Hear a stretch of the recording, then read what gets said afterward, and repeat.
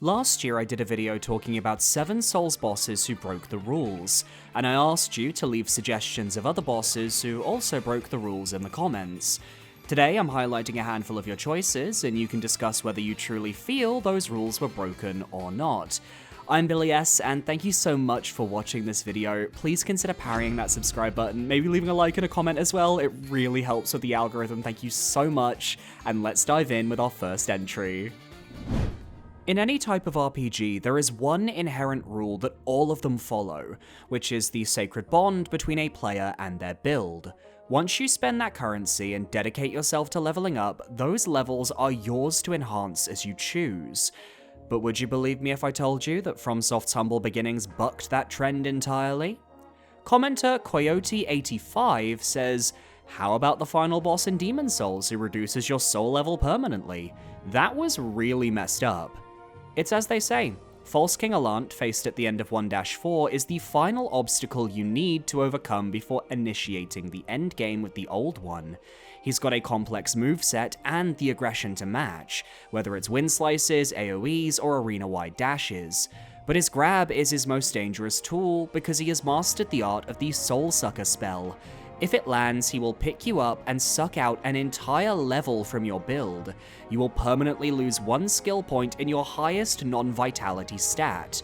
You also can't have your stats reduced beyond the base amount of your player's starting class, but if you're in the position where your soul level has been reduced to that point, you've got a lot more to worry about than just fighting Allant.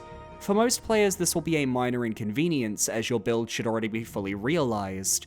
In fact, I suspect the reason behind it not returning as a mechanic is more related to the fact that Soul Sucker could be learned by the player through Yuria, by trading the Maiden in Black's Demon Soul, and it would promote a toxic environment in PvP with people abusing level stealing mechanics.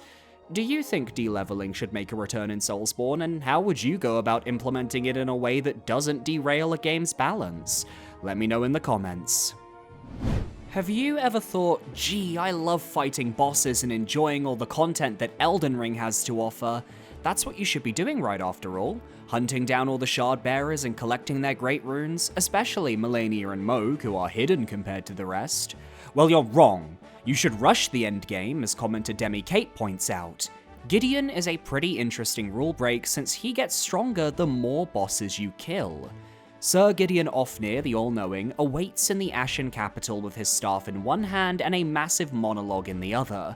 You get one shot to cheese him, and if you happen to die, prepare for a rough go-around with his various magic spells and incantations. Your actions throughout the campaign have consequences, as Gideon's been stalking you for your entire journey. There's a reason he was buried in the opening credits with a Gossip Girl's worth of ears.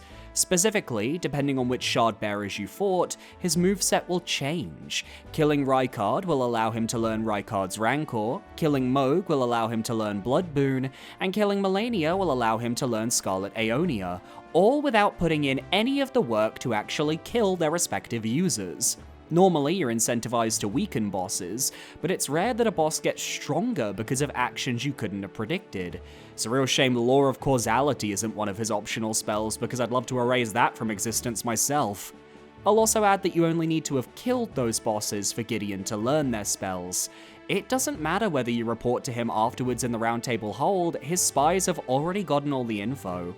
It's fantastic character work, you have to respect it.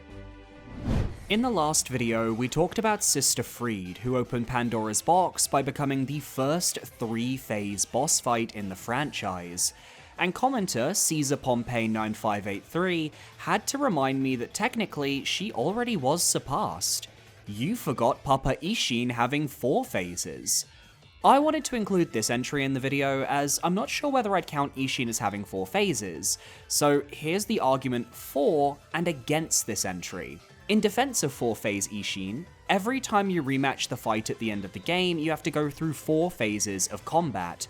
Sword Saint Isshin using his blade, then his second health bar where he brings out the spear and the gun, and his third health bar where he powers up his attacks with lightning to bring down the thunder, alongside the refight with Genichiro Ashina in his Way of Tomoe form. Including him, this becomes an official 4-phase boss fight, with 4 health bars you have to deplete to get to victory. Now for the argument against 4-phase Isshin, Genichiro is not Isshin. If we're getting pedantic, it's 1 phase with Genichiro and 3 phases with Isshin. On top of that, I would argue that each health bar in Sekiro is much easier to deplete than a full phase of a regular Soulsborne boss from both prior and later games. Does it really compare? I don't fall on either side of the spectrum, I'm just laying out both options, and it's up to you guys to make that judgment. Let the comments know where you stand down below. I miss the old days when FromSoft would play around with arenas that bosses live in. While I don't mind the current focus of large-scale arenas that allow for the company to develop complex movesets, I do think we still have a place for bosses that are built around specific arena types and gimmicks.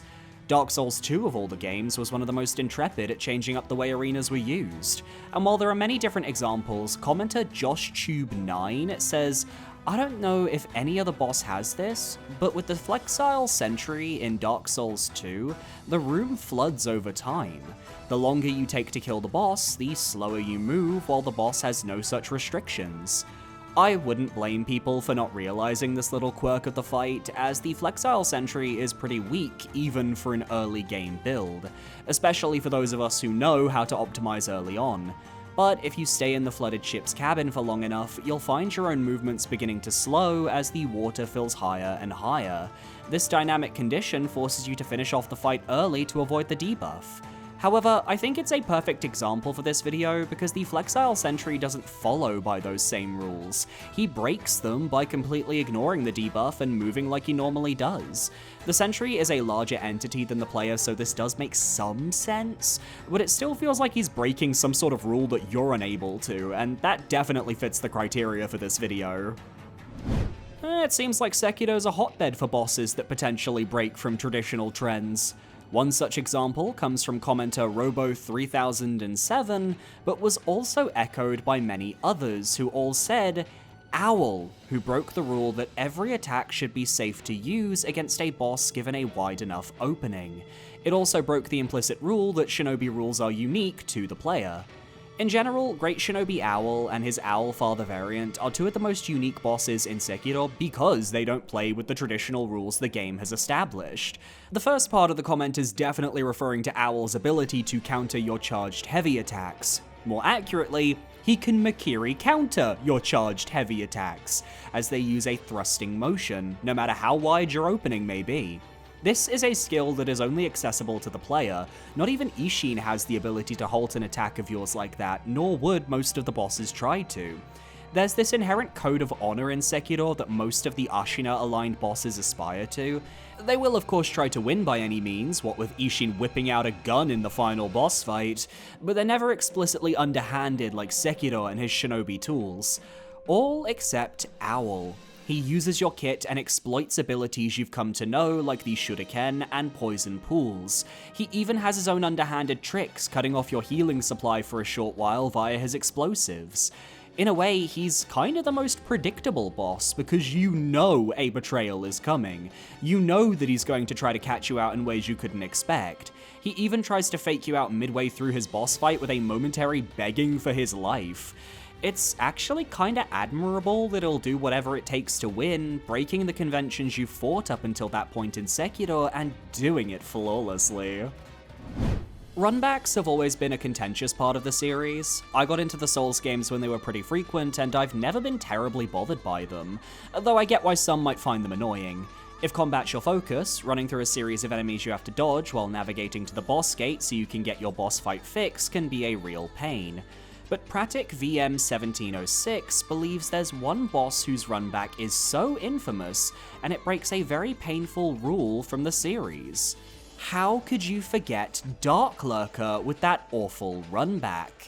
For those that don't know, Dark Lurker is an endgame fight in Dark Souls 2 that you can only access as part of the Dark Diver Covenant questline.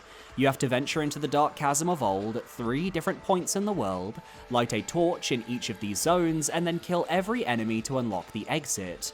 After you clear the 3rd zone, you'll be thrust into a fight with the Dark Lurker. But the rule this boss broke isn't just that the run back was painfully long, otherwise the whole of Demon Souls and Dark Souls would also count. No, it's the fact that on top of needing to go through the dark chasm of old again, killing every enemy you encounter to open the path to the Dark Lurker, you have to pay to even have the promise of fighting the boss. 1 human effigy per attempt. You know, the item that allows you to remove your hollowing. These items are a pain to farm, as you'll first need to farm infinite bonfire ascetics from a petrified hollow in Aldia's Keep.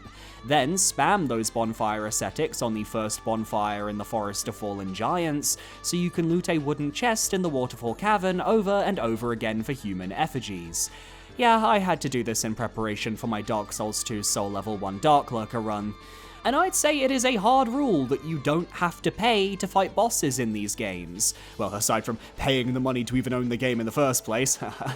But sacrificing a rare resource just for the opportunity to do the run back with no guarantee you'll even make it to the boss is absolutely insane.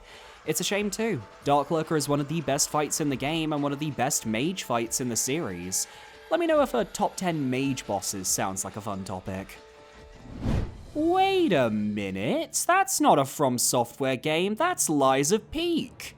I'm sorry, I couldn't help it, but I have a very good reason for this entry. Commenter Iron Bahamut brought up, not a Souls boss, but Lies of P broke a rule of Souls-likes. If you stagger a boss into a critical animation, the boss continuing to attack through it. In brackets, Lampson. For those of you who haven't played Lies of P, Lampson is one of the toughest fights in the main game, taking place towards the end of your playthrough. She is an extremely powerful fighter across both her phases, with an absolutely insane combo game that ensures you learn how to parry it to succeed. Lies of P's gameplay loop revolves around breaking enemy posture by parrying attacks, then getting a charged heavy or hitting them with a powerful weapon skill to stagger them. In FromSoft games, this is the stagger animation, which you can then approach to enter a riposte. In Lies of P, it works the same way, except with Lampson. She broke a critical rule and also player trust. In either of her phases, when she staggers, she doesn't just fall down to let you attack, no, she has to get her licks in. In phase 1, that comes in the form of a telegraphed forward slam, which if you're hit by, will knock you over just long enough to avoid being able to get the riposte. In phase 2, this comes in the form of her swinging her sword twice, then releasing an electric AoE before finally staggering. I don't need to tell you this isn't fair game design. Fishing for staggers in Lies of P can be brutal already, so then getting punished for correctly playing the game is wild. The developers at NeoWiz recognized this though. None of the bosses from Lies of P Overture featured this mechanic, and as far as we know, there are no plans to bring it back in any capacity. This entry serves as a reminder to developers out there to build trust in your player base. Unless your game is meant to troll players, let them have rewards without a massive caveat. There's a reason why FromSoft have never messed around with this mechanic themselves, and I pray they never do. And that's the list. Did you agree with my commenters? Let me know down below, and if you have any more suggestions, leave them as well. 500 likes and maybe we'll get a part 3 if there's enough interest. So be sure to parry that subscribe button so you can stay up to date on all my future videos. I want to give a shout out to my YouTube channel members for supporting me for another month. It's $4.99, you get a shout out in the description at the end of videos as well, and you get access to my Dark Souls 3 and Dark Souls 2 Soul Level 1 runs. It's a really good time. If you want to follow me, I have a Twitch, I have a Discord, and I stream here on YouTube every single week, so maybe I'm live right now. Come say hi. Thanks for watching, and I'll see you next time. Adios, guys.